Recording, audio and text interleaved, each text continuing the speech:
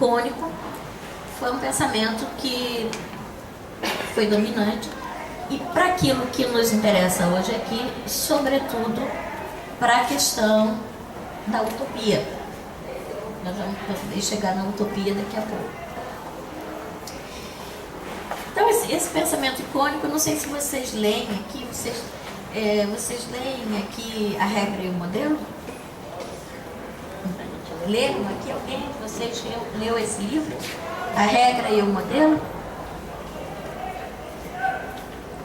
A Regra e o Modelo é um livro que foi escrito por... Vocês devem ler dessa autora o outro livro dela, que todo mundo dá porque fica facinho também. É bem facinho, porque aí a gente cria uma série de caixinhas e uma série de adjetivações, e aí põe os indivíduos dentro dessa classificação, né? Fica facinho. Vocês devem conhecer essa autora do outro livro dela, que se chama em português o título é Antologia do Urbanismo, e chama, não, nem tem antologia no título, chama Utopias e chama pior, o urbanismo, e depois o urbanismo. Não sei nem se tem utopias e realidade. Tem? No subtítulo tem? Tem. Então, o urbanismo, utopias e realidades, um livro escrito na década de 60, período que vocês estão estudando, vocês deveriam ler. Por quê? Porque ele dá mostras perfeitamente com o pensamento de Foucault, que talvez a gente consiga chegar daqui a pouquinho, muito dos problemas dos anos 60, e que, evidentemente, vocês, nós aqui presentes, somos convidados a atualizar, porque um monte de coisa que está escrito ali, a gente pode, graças a eles e aos que seguiram, a tantos antes que seguiram, a gente justamente pode dar o rolê. Pode questionar. Várias coisas são claríssimas. Sobre esse pensamento icônico, nesse livro, a Françoise Choët é a autora do livro, esqueci de dizer, O Urbanismo, escrito na década de 60. Ela é claríssima, infinitamente mais clara do que o Heterotopias, por exemplo, do Foucault. Vai ajudar vocês a entender várias possibilidades. Quer dizer, os dois livros e outros vão nos ajudar a entender a posição de várias pessoas ali naqueles anos 60 e com o que elas estão tentando na crise dos anos 60. Os anos 60 foram difíceis também no mundo, e estamos ajudando a tentar fazer com que nosso pensamento ganhe potência, né? Mas a Françoise Choët trabalhou muito nesse, não sei, Júnior, quem sabe não no curso corrente, mas num grupo de estudos, talvez merecesse ler, não para seguir, mas para criticar, porque ela torna muito claro esse pensamento por substituição, né? Esse pensamento, vamos chamar assim, icônico para facilitar. E para nós brasileiros é particularmente importante, porque nesse livro, alguém aqui leu, eu faço um resumo dele, ele foi escrito em 1965, tá? Não, Regra e o Modelo é de 70, quando eu fui aluna dela, 78, ela estava escrevendo na década de 70, então a Regra e o Modelo é tardio, o que é um pouco mais tardio, mas ela começou a pensar a utopia na década de 60, então o da década de 60 ou de 65 é esse que foi traduzido em português como O Urbanismo, Utopias e Realidade. E a Regra e o Modelo já é um pouco, 10 anos depois, já é na década de 70, 78, acho que o meu exemplar é 78 ou 80, por aí, eu era aluna dela, e ela continuava estudando o problema da utopia, que ela começou, evidentemente, lá 10 anos antes, na década de 60. Mas, digamos assim, vai ser útil para vocês verem, porque é curioso, tanto ela quanto o Foucault, que estão trabalhando a questão da utopia, É curiosíssimo que eu fiquei me perguntando isso há vários dias, não sei se alguém aqui de vocês que tem estudado mais Foucault do que eu possa me ajudar, mas por que ele foi tão reativo?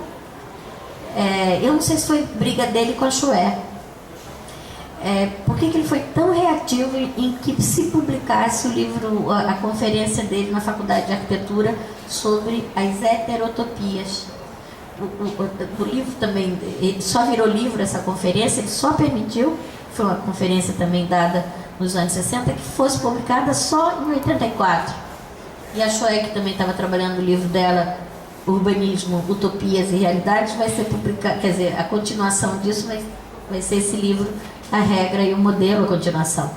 O desvio, a reinterpretação, vai ser também só no final da década de 70 e início da década de 80. Eu achei até que fosse por conta de briga deles, porque nesses dois livros tem um conceito de contra-espaço, tanto no Foucault quanto da Chouet. E eu não sei quem formulou esse conceito ali, de onde saiu. E eles faziam filosofia mais ou menos juntos, são mais ou menos da mesma geração. E houve uma briga ali que eu não conheci Foucault pessoalmente, mas conheci Chouet pessoalmente, e ela manifestou que ela não gostava do Foucault. E aí eu fiquei sem saber por quê, né? O que aconteceu que ali deu algum nó, né? É lógico que pelas posições políticas dele e tudo mais. Eu convido vocês a começar a pensar nessas questões do contra-espaço. O fato é que eles dois estão tentando atualizar ali na década de 60 e ao longo da década de 70, justamente o que se pode pensar por utopia. E ali a gente pode ver várias famílias, quer dizer, se a gente pegar o tema da utopia, atravessou a década de 60. Ela não atravessou só em maio de 68 e ali como uma ação política. Eu acho que ela veio sendo alimentada por uma série de autores que estão pensando a questão das ideologias e as questões que na verdade eles não põem no plural, ainda no singular. A Chouet está colocando no plural, Foucault não está colocando ainda no plural, e Lefebvre não está colocando no plural. Não fala ideologias, não presta atenção só no adjetivo e no tempo verbal. Para vocês agora ficou tudo fácil, né? Culturas, todo mundo fala os S's agora, vocês mais novos. Minha geração não falava assim. Esse S no plural foi introduzido agora há uns 10, 15 anos na nossa linguagem, tá? Mas também desconfie entre a palavra, desconfie da palavra quando ela tem muita autonomia. Preste atenção se a palavra é ação, tá? Porque às vezes as pessoas falam no plural, ou então até entendem esse S, mas não praticam esse S. Tá? Então fala de culturas, mas até que ponto está entendendo realmente o que significa esse S, né? Então, e isso começa ali na década de 60, essa preocupação com essa alteridade, com a diferença, com a ideologia e depois, portanto, com as ideologias, no plural, ela ganha bastante força ali nos anos 60. Quem sabe eu posso até discutir com o Júnior, porque a geração ali dos anos 50 e da geração dos anos 60, Júnior, e aí nesse ponto que eu acho que eu posso discutir um pouco com você, ainda está muito presa ou na ideia de um homem universal, a fenomenologia, ou está presa à ideia de um homem tipo. Pior, né? Quer dizer, estamos presos nessa ideia. Eu digo pior, homem tipo, porque é assim que a gente pensa em termos de arquitetura. nós continuamos pensando em termos de um certo homem típico. Então vamos voltar lá nos anos 60 e vamos tentar entender esse problema da utopia. Mas vamos primeiro, ainda vou fazer mais uma observação. Então vamos tentar primeiro entender o livro da Françoise Choët, porque a Françoise Choët, talvez esse também tenha sido um fator de briga. Eu estou tentando entender por que eles brigaram e qual foi a grande crise que a Françoise Choët, por que eles não puderam ser amigos. Não é que você tem que ser amigo de todo mundo, mas às vezes você tem que perguntar qual foi a hora. E eu fiquei pensando se era por conta desse conceito de contra-espaços, porque isso eu constatei agora em uns 10, 15 dias. Eu falei, uai, mas Foucault também está falando de contra-espaços. E eu não tinha lido Foucault com tanta atenção como eu li a Françoise Choët. E li a Françoise Choët com tanta atenção, até porque ela está escrevendo mais diretamente para urbanistas, né? E sobretudo porque eu fui tentar olhar, fiquei pensando, nesse livro A Regra e o Modelo, que vai ser então, portanto, uma derivação de alguns interesses que ela já esboça no urbanismo. No urbanismo ela está brigando justamente contra a noção de modelo, tá? Então ela está brigando contra a noção de modelo, mas ela não consegue sair da noção de modelo. Por quê? Porque ela está brigando contra a noção de modelo e está propondo contra-modelos. Então ainda tá presa. Do mesmo jeito que Foucault. Se vocês forem olhar a heterotopia, ele está pensando que são contra-espaços. Eles são até diversificados, ele até vai citar a biblioteca do Borges e toda aquela, mas no final das contas são contra-espaços. São quase que arquipélagos. São espaços que são contra. Tem essa noção de oposição muito forte. Nós ainda estamos dentro de um pensamento muito dicotômico. Espaço contra espaço. Os dois estão tentando sair. Tanto que o título do Foucault deveria ser Heterotopia. Mas se vocês se derem ao trabalho de ver como é que ele define o que são as heterotopias, vocês vão ver que ele está tentando, mas de vez em quando vem essa questão do pensamento ainda, que ele não está conseguindo se livrar de pensar por pares. E Françoise Choët também está fazendo a mesma coisa. Ela está pensando, tem uma maneira de pensar o urbanismo que põe a ênfase no passado. Vou chamar isso de culturalista. Tem uma outra que pensa na natureza, vou falar que é naturalista. Tem uma outra que é por técnica, por tecnologia, vou chamar de tecnocracia, mas nenhuma. Tem uma outra que eu vou chamar de progressista, tá? Se vocês pegarem o livro dela, vocês vão ver que ali tem várias caixinhas. Agora pensa, o que os professores de história mais dão para vocês quando dão esses livros? Vocês se lembram quais são as duas categorias que mais aparecem? Ninguém leu esse livro aqui. Quê? Leu? Então, qual que mais aparece, Clara? Pode falar, é facinho. Não, culturalista é progressista. Todos aqueles outros que aparecem ali, vocês nem leem. Só discute esses dois. E olha que ela estava fazendo caixinha. Igual o Foucault estava fazendo, tentando sair e fazer heterotopia. Mas com uma noção de contra-espaço e de pensamento dicotômico tão forte que fica só essas duas possibilidades quase. É assim ou assim? Poucas pessoas analisam ali justamente o que a Choët está mostrando, e ela já havia intuído ali, e o Foucault não havia intuído ainda, que é que o Marx e o Engels não tinham um modelo. Ela vai dizer assim, tem um urbanismo que não tem modelo, que não funciona por modelo. Aí ela vai colocar Marx, Engels e vai colocar o Haussmann. Ela vai dizer, porque ela adora Haussmann, vai dizer que essa gente aí, desculpe, Marx e Engels, que ali não existia, portanto, opa, vamos abrir. É porque nós éramos só 3, Thaís.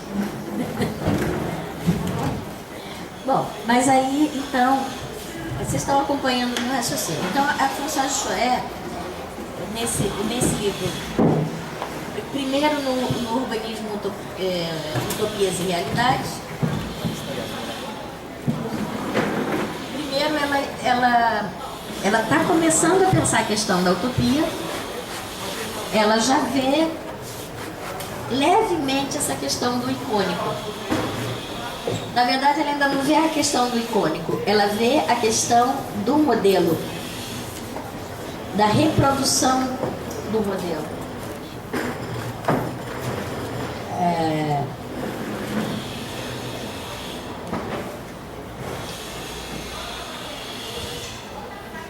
Já pode? Agora vem pra cá.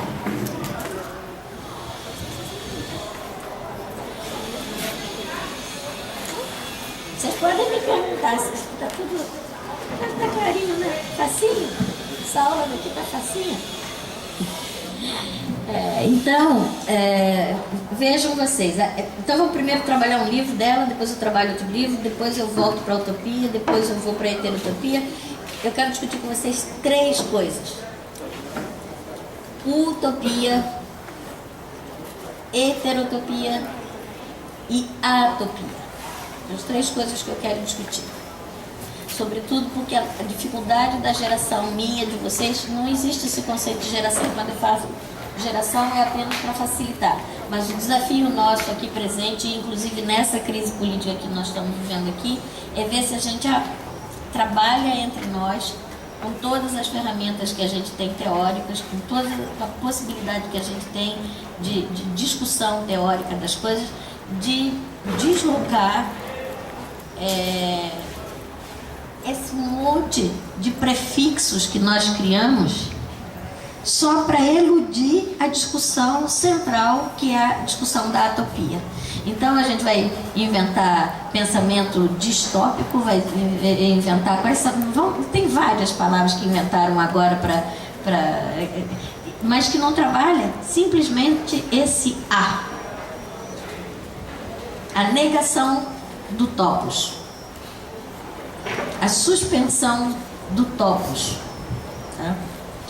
Que já estava presente lá no Thomas More, mas que não foi assim que foi capturado ideologicamente pela maioria das pessoas, a noção de utopia.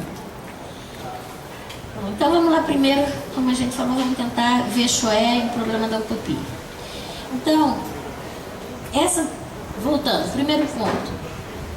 Se nós estamos trabalhando na década de 60, nós temos que pegar essa gente que trabalhou a questão da utopia. E vamos pegar essa gente que colocou, primeiro, associou a utopia a um ideal revolucionário. E vamos pegar, infelizmente vai ser assim dessa vez, porque isso aí são coisas que eu estou começando cada vez mais a repensar agora, e pegar as pessoas que estão questionando esse uso da utopia ligado a um ideal revolucionário. Um caso, nós vamos ter todas as rebeliões de maio de 68. Utopia, quer dizer, ela está presente porque ela mesma está insuflando as revoltas, e um outro mundo é possível. Um outro mundo é possível. Mas a pergunta que não foi formulada ali e que nós devemos reformular agora é sobre a realização da utopia. Ali nos anos 60 nós ainda estamos começando a quebrar a ideia dessa utopia como realizável. O movimento moderno inteirinho acreditou que iria realizar alguma utopia, em função de um cliente coletivo, em função de um cliente agora anônimo, em função agora de a agenda não era mais do século XIX, não era um cliente privado, mas era um cliente coletivo. Então, os anos 60 estão ali brigando contra essa ideia, por um lado, utopia e revolução, e por outro lado, utopia, o lado autoritário da utopia. Não sei se vocês entendem isso. Entre Foucault e Choé, talvez eles tenham brigado também, além do contra-espaço, é porque enquanto o Foucault vai estar tentando manter acesa essa centelha de ligação entre utopia e revolução, e está tentando empurrar a reflexão um pouco para essa possibilidade, Choé vai botar um freio e vai só desconstruir e apontar os lados negativos da utopia.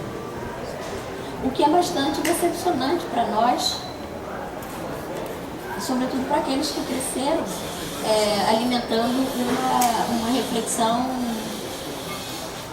crítica e inclusiva, sobretudo nós agora mais recentemente. Por quê? Porque a Choé vai explicar que no universo da utopia tem um eu, mas ao mesmo tempo que tem um eu, que é o eu do formulador de Utópicos, que é o formulador de Amaurota e de toda a utopia, tem um rebaixamento desse eu. A utopia só funciona porque todos têm que seguir o quê? Aquele modelo. Porque se houver a desestabilização daquilo que foi pensado pelo Utópicos, se cada um fizer o que quiser, desmorona, desmonta a estrutura mesmo do modelo. Então tem um eu, mas esse eu está rebaixado. Então tem esse eu que está afirmado. Então a gente não pode dizer que não é um projeto que tem um legado humanista, mas ao mesmo tempo. E ela vai mostrar muito bem, é bonita, essas páginas são muito bonitas, ela vai mostrar muito bem como que isso tem a ver com o pensamento, com o idealismo, com Platão, lá no Renascimento. Ela vai mostrar, quer dizer, ela vai tentar nos ajudar a ver que esse eu é esse eu do sujeito histórico, esse eu que está lá na raiz do projeto do Renascimento, desse sujeito ativo, esse sujeito da ação, esse sujeito que pode construir um outro destino. Daí o parentesco de utopia com a utopia, crítica a uma determinada situação, possibilidade de projeto como alguma coisa que modifica uma determinada associação. Para passar para o lado revolucionário, não sei se vocês se eu estou conseguindo explicar direito meu raciocínio. Depois que a gente mudou, vocês sabem que eu sou esteta, então me tirou daquela posição, eu ainda estou incomodada de ter mudado a cadeira. Minha cabeça funciona assim, até eu me reacostumar, eu tenho que encontrar qual é o ângulo em que minha força equilibra com a força de vocês e eu fico à vontade.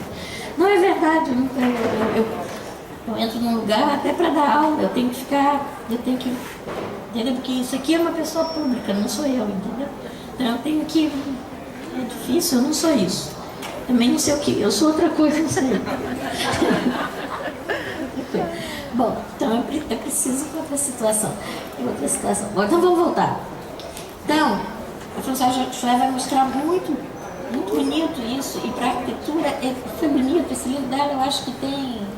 Esse livro dela ainda tem insumos tão importantes, não o de 65, não Utopias e Realidade, porque ali ela ainda está no discurso dicotômico, mas no outro, que ainda é dicotômico, mas está mostrando para a gente a regra e o modelo, quer dizer, dizendo que a arquitetura e o urbanismo pode operar por modelo ou pode operar por regras, é muito estimulante do ponto de vista de possibilidades para a arquitetura. Eu acho que é um livro que ainda tem muita coisa para a gente discutir sobre ele.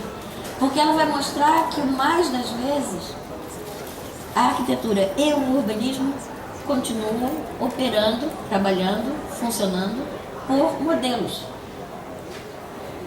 E os modelos são icônicos, os modelos são fechados, os modelos são reprodutíveis, os modelos, por aí vai. Os modelos estão preocupados até menos com o homem universal do que com a universalidade da condição humana do que com a questão do tipo, e por aí vai. Então acho que ela vai mostrar essa crítica que ela faz a essa linha, ainda que muito marcadamente feita de opostos, ela ajuda a gente a pensar. E ela vai mostrar outra matriz que é a regra, né? Então você tem, por um lado, Platão, Tomás Moros e a utopia, e por outro lado você tem Aristóteles, nem vai falar de Spinoza, né? Aristóteles, aí vai Alberti e as regras. Tá? Então ela colocaria aqui as teorias do urbanismo e, de certo modo, o nosso modo de pensar a arquitetura, porque também está infiltrado por isso, opera por modelos. E os modelos operam por ícones. Enquanto a regra, ela opera por um rebaixamento da imagem, né? Então ela se desdobra a partir das situações que vão sendo enfrentadas. A utopia operaria por ícone e por modelo. Então essa é a trajetória dela e, portanto, ela vai fazer uma crítica muito severa, porque ela vai mostrar que, para que esse modelo ideal de sociedade que o Tomás Moros está descrevendo, mas ao mesmo tempo ele está mostrando os seus limites, mas as pessoas não viram esses limites, só viram o lado positivo do que ele está mostrando, funcione, ao invés disso ser interpretado como um horizonte de desejo, um horizonte de sonho, um horizonte para ação, um horizonte para as nossas lutas de justiça, das nossas lutas igualitárias, ela vai mostrar que isso, para funcionar, só funciona em sistemas e em modos muito autoritários, porque para que o sonho daquele homem se realize, todos os demais homens só podem obedecer, porque se eles começarem a agir, eles vão interferir e não vai ter mais o modelo, vai haver conflito. Então ele é autoritário. Eu acho que todos nós deveríamos ler essas páginas da Françoise Chouet, porque vocês iam entender Collor, vocês iam entender Bolsonaro, vocês iam entender a necessidade que nós temos de suplantar um ícone por outro ícone. Vocês iam entender por que governador e presidente aqui nenhum fala de continuidade administrativa, por que nós operamos por destruição sistemática de emblemas, de ícones. É assim que opera, cada um que entra destrói, porque naquele ícone estaria o modelo. Por que não deu certo o CIEPS? Entendeu? Por que para fazer o CIEPS, por que para fazer um modelo de educação nós tínhamos que construir um ícone, não bastava qualquer casa? Por que para dar aula a gente precisa estar dentro da sala de aula? Por que vocês entender? Lendo aquelas páginas da Chouet, eu estou dizendo isso porque minha tese, 35 anos atrás, foi sobre isso.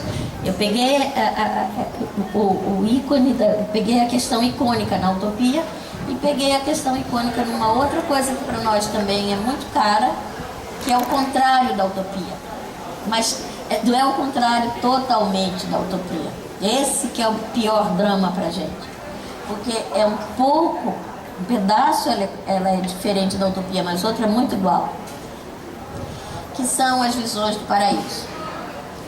Cada vez que vocês forem no mar, agora que nós estamos vivendo essa crise, vamos entrar no verão, né? antes do dia 28, quando a gente for à praia, fala, oh meu Deus, mas aqui está um paraíso. Eles falam, cala-te boca. Cala-te boca. Por quê? Porque para nós, a associação secular do Brasil com as visões de uma possibilidade de paraíso, ainda que no cotidiano, vai viver, vai ficar numa ilha qualquer deserta, vai ficar uma noite, eu não sei exemplos aqui, eu sei lá no Rio de Janeiro, vai ficar uma noite na Ilha Grande, não naquele lugar que tem pousada, nada disso, fica lá, vai, sobreviva, não leve remédio de mosquito, não leve nada, vai entender quanto de cultura precisa para que você sobreviva no interior da Amazônia. Vai lá. E para você descobrir quanto você está protegida, como dizia Frank Lloyd Wright, que também é americano como nós, então é permeado por uma mesma mítica, né? Vai ver quanto a gente está vivendo à sombra das muralhas, como a cidade ela protege, tá? Então, essa coisa mítica do paraíso, mas a gente fala. E o paraíso é por ícone. Essa visão do paraíso, o paraíso opera como a utopia por ícone.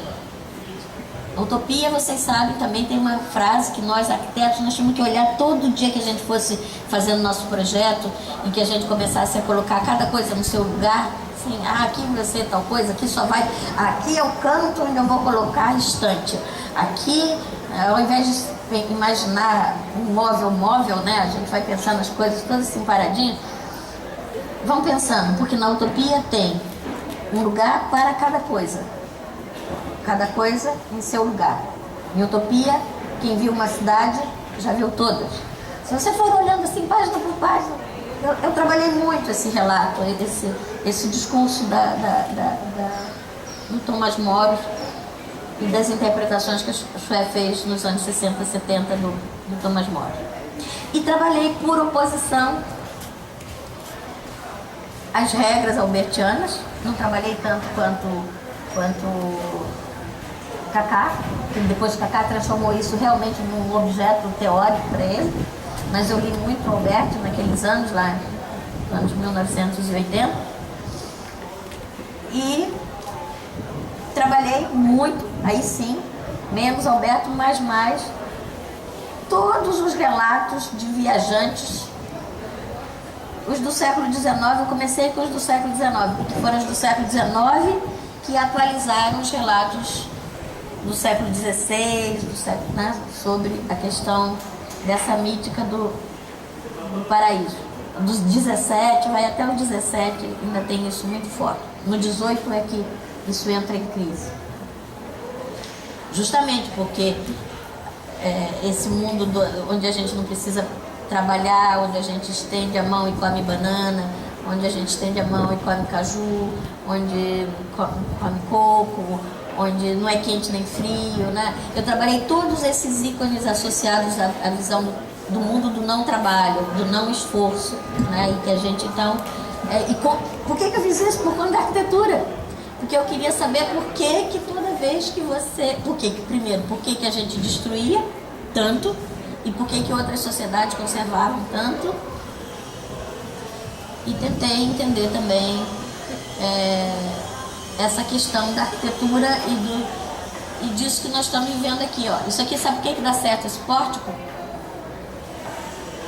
Porque nós estamos no aberto ou no fechado? Nós estamos no dentro ou no fora? Então, a nossa arquitetura, desde o período colonial, funciona esse espaço que depois vocês foram chamar de in-between, né? Esses espaços entre. Então, a força da nossa arquitetura justamente por quê? Porque ela cala duas míticas que nos atravessam. Porque se você for estudar também Thomas More, você vai descobrir que por que Thomas More está escrevendo utopia? Está escrevendo utopia porque ele leu os relatos de Américo Vespucci. Então ele está lendo, está pensando um mundo construído, a possibilidade de um mundo construído que possa ser também um mundo de igualdade, de justiça, de não sei o quê, mas ele está fazendo uma crítica para a Inglaterra naquele começo do século XVI, e está também dizendo, olha, precisamos criticar, mas esse mundo é uma ficção. Não escreve isso como um texto, escreve isso como um horizonte de reflexão, não era para ser aplicado imediatamente, né? Mas aí, então, de qualquer forma, a Xué me ajudou também muito a entender esse pensamento icônico da gente ligada à natureza. E esse elogio da natureza que se faz, né? Embora a gente tenha sido, talvez, um dos povos mais predadores da natureza nesses últimos 500 anos, né? O Rio de Janeiro, que se apresenta como uma cidade assim absolutamente natural, ela é toda artifício. Professora? No Rio a gente é capaz, aqui também na Bahia, mas aqui vocês são mais cautelosos, não sei, talvez porque a capital tenha ido para lá num determinado momento da história econômica, mas a gente perfura montanhas 14 quilômetros, destrói montanha inteira. O berço da cidade foi completamente destruído, uma montanha inteira foi destruída. Aquele aterro do Flamengo, ali onde o Burle Marx fez os jardins tão bonitos junto com a equipe, que também não foi só projeto dele, tudo isso, aquilo ali é tudo artifício. Ali, no solo daquele aterro do Flamengo, tem não sei quantas montanhas do Rio de Janeiro ali, tudinho, para fazer aquilo ali. E mais areia, que tiraram do mar para colocar ali. Aquela floresta inteira. Para olhar para cá? Não, professora, e não sei se a senhora em seu trabalho incluiu um livro de Sérgio Buarque de Holanda, Visão do Paraíso. Eu parti daí. Certo. Parti daí porque, quer dizer, ele me serviu porque eu já tinha identificado o problema desses relatos. E não só do ponto de vista discursivo, né? Porque o que é mais curioso, por exemplo, no caso do Rio de Janeiro, no século XIX, falava a cidade do Rio de Janeiro, quando você ia ver o que estava registrado como ícone, ou era natureza, ou era cidade bem distante, né? Então eu trabalhei essa coisa curiosa, né? Por que o monumento maior e que emblematizou o Brasil durante décadas, se não mais de século, né? Foi, primeiro, o Pão de Açúcar. Então eu trabalhei como é que a gente foi arrumando o olho e foi arrumando a cidade para a contemplação do Pão de Açúcar. Depois, por que desde o século XVIII, toda vez que tem que fazer algum projeto, e isso aconteceu agora com Eduardo Paes, para mostrar para vocês que isso não é uma brincadeira que eu estou falando, tá?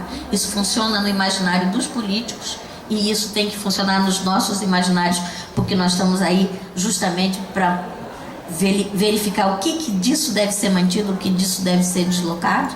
Está presente também lá em Lúcio Costa, depois a gente pode voltar a falar disso, que foi a outra que eu trabalhei bastante. Mas isso está presente em Le Corbusier, é o que vai explicar por que eles se entendem a mil maravilhas, em alguns aspectos do autoritarismo. Tem uma série de coisas que explicam por que Le Corbusier vai dar certo aqui, não vai dar certo em outros lugares, e tem a ver com isso que eu estou falando. Mas eu fiquei me perguntando por que no caso do Rio de Janeiro, nós pegamos uma pedra. O que é o Pão de Açúcar? Uma pedra. Aí o Serviço Patrimônio ilumina a pedra. É patrimônio. Entendeu? E quando vai fazer o segundo ícone, o que é? É de uma matriz religiosa, né? Então você vai pegar na mais alta montanha do Rio de Janeiro, o máximo de tecnologia existente nos anos 20, concreto armado, construir com dificuldades enormes. O que lá em cima da montanha? Um deus homem. O Topos é quase um deus homem. Ele é o criador de utopia. Um deus homem. Não botou lá o Espírito Santo. Podia ter posto, né? Aquela chama do Pentecoste. Podia fazer alguma coisa aí, não. Botou Deus homem. E que abençoa aquele território. Então, essas coisas de ícones, de projeção identitária em cima de ícones, né? Isso aqui é muito grave e merece que a gente estude nesse momento, mas não era isso que eu queria explorar com vocês hoje só. Então, isso vem desse universo de utopia que a Françoise Chouet desvendou muito bem, desse universo icônico, mas que a gente não pode ficar pensando que é só Tomás Moros. Não, o problema é que Tomás Moros e as Visões do Paraíso, do Sérgio Buarque de Holanda ali também, né? Ele trabalhou, Sérgio Buarque de Holanda foi o último para mim, porque ele foi mostrar como isso ficou vivo até o século XVII. E Sérgio Buarque de Holanda, eu já falei isso algumas vezes, é uma pena que os historiadores... você sabe que quem fez as pesquisas para ele, você sabe quem foi, né? Não. Então, vou te contar. Foi Chico. Sabe? Aquele não existe pecado no lado de baixo do Equador. Toda essa série desse período daí de Chico é um período que ele está na Itália e ele vai fazer pesquisa para o pai dele lá nos arquivos do Vaticano. E falta pesquisar mais, porque o maior cisma religioso que vai dar no Barroco e nessa cultura de crise que é o Barroco, essa cultura de crise e de crítica que é o Barroco, vem justamente porque muito mais grave do que refletir se a Virgem Maria tinha concebido com pecado ou sem pecado, dentro dos postulados da Reforma Protestante, as crenças, os ícones, os itens de disputa, os dogmas que estão sendo disputados ali, foi a crise dentro da própria Companhia de Jesus em você advogar de que lado estava certo. Se os jesuítas estavam certos de ensinar para os índios, ou se eles que tinham que aprender com os índios. Porque se existia um paraíso sobre a terra, se existia um paraíso sobre a terra, se esse paraíso sobre a terra estava perto, poderia ser, não estava longe do Brasil. Se aqui existiam homens que eram nômades, se aqui existiam homens que viviam, até guerreavam, mas não como as guerras que estavam vendo na Europa, aquela mítica toda, né? Então o que acontecia? Quem tinha que aprender, quem tinha que ensinar? Esses textos estão à espera de algum brasileiro que um dia vá sentar lá, anos a fios, lá naquelas coisas lá do Vaticano, aproveitar que o Papa Francisco é progressista, não queria usar essa palavra, porque essa palavra tem problema, progressista, mas é uma pessoa que tem uma visão crítica e uma visão de momento histórico muito oportuno e que está esperando que a gente faça essa pesquisa lá.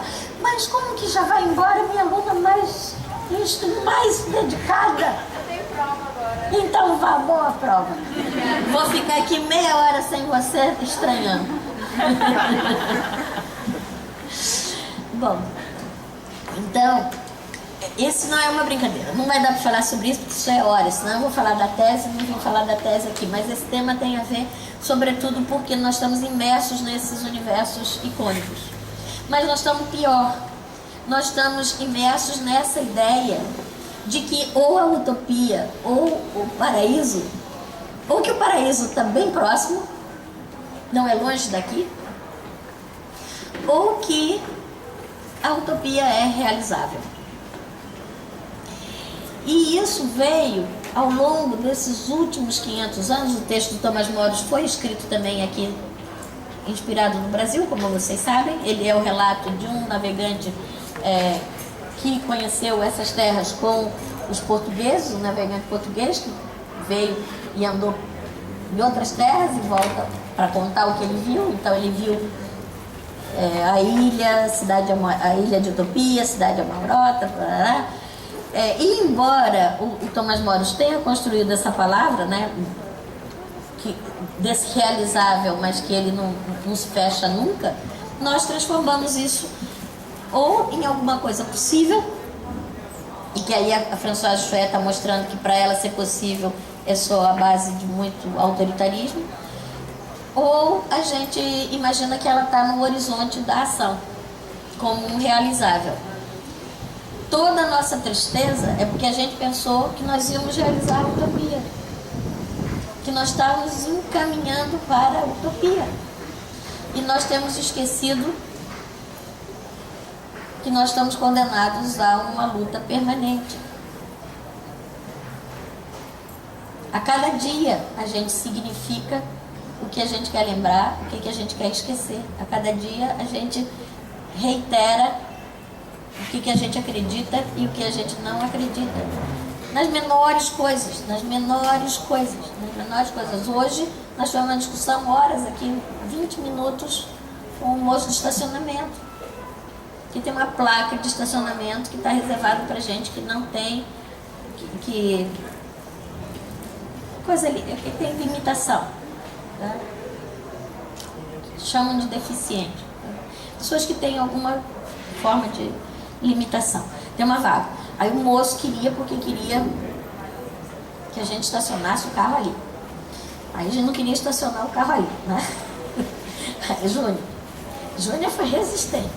Aí ele, não, mas não tem ninguém que usa essa vaga. Não tem, só pode botar o carro aí. Põe o carro, não, tá tudo cheio, não tem lugar para largar o carro, não, só põe aqui não, põe aí. Por quê? Porque ele talvez esteja aqui todo dia, já observou em 365 dias, deve, não sei, mas aquilo ali está reservado. Se diz que ali está reservado, não é? Mas nem sei por que eu falei agora do negócio do deficiente.